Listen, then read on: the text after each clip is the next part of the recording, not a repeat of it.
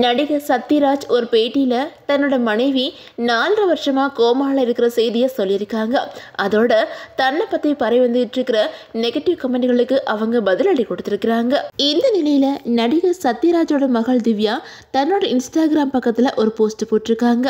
அதில் கடந்த 4 வருஷங்களாக என்னோட அம்மா மகேஸ்வரி கோமாவில் இருக்கிறாங்க. மூளைக்கு போகிற குழாயில் ஏற்பட்ட கசிவு காரணமாக அவங்க கோமாக்கு போயிட்டாங்க.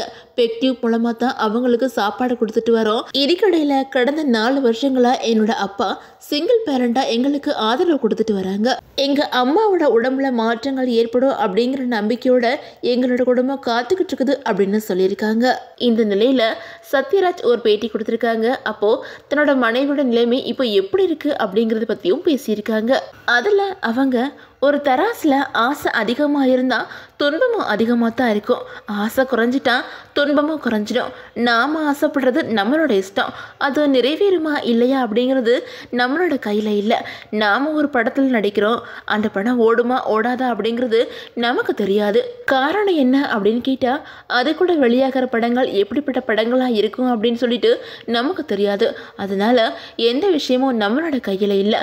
அதனால் டேக் இட் ஈஸி அப்படிங்கிற பாலிசியில் நம்மளோட வாழ்க்கையை எடுத்துக்கணும். பொதுவாக ஒரு நடிகனுக்கு எந்தவித கஷ்டங்கள் இருந்தாலும் அவன் கேமரா முன்னாடி போயிட்டா அவன் தனக்கு கொடுக்கப்பட்ட கதாபாத்திரமாக மாறிடணும். இதுதான் அத்தியாவசியமானது. அந்த இடத்துல எந்த பர்சனல் பிரச்சனைகளுக்கும் இடம் கிடையாது. என்னோட வாழ்க்கையில் பர்சனல் பிரச்சனைகள் என்னோட நடிப்பு வாழ்க்கையில் குறுக்கீடு பண்ணினதே கிடையாது. இப்போ கூட என்னோட மனைவி கோமாவில் இருக்கிறாங்க அப்படிங்கிற செய்தி என்னோட நெருக்கமானவங்களுக்கு ஏற்கனவே தெரியும். அதுலேயும் சிவகுமார், பிரபு இவங்க குடும்பத்துக்கு இந்த விஷயம் நல்லாவே தெரியும். கிட்டத்தட்ட 4 வருஷங்களாக அவங்க கோமாவில் தான் இருக்கிறாங்க. ஆனால் சந்தோஷம் துக்கம் அப்படின்னு சொல்லிட்டு எல்லாம் சேர்ந்து தானே வாழ்க்கை. நான் என்னோட குடும்பத்து கூட நிறைய நேரம் செலவழிக்கிறேன். இப்போ கூட என்னோட பேரன்களோடு நான் அதிகமாக விளையாடுவேன். எனக்கு டென்னிஸ் விளையாட தெரியும். பேர குழந்தைகளுக்கும் டென்னிஸ் விளையாட தெரியும். அப்படிங்கிறதுனால நாங்கள் ஒன்றா விளையாடுவோம். அதுக்கப்புறம் டிராயிங் பண்ணுவோம். இப்படி குடும்பத்தோட சந்தோஷமாக இருக்கிறது ஒரு வரம் தான். இன்னொரு விஷயம், நான் சாமியை கும்பிட மாட்டேன்.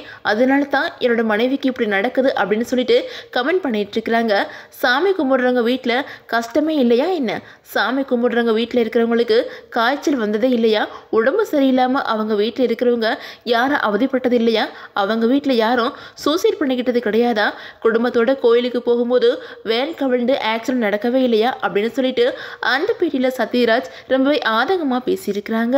இப்போ சத்யராஜ் பேசின இந்த வீடியோ தான் சோசியல் மீடியாவில் வைரல் ஆகி வந்துட்டு இருக்குது.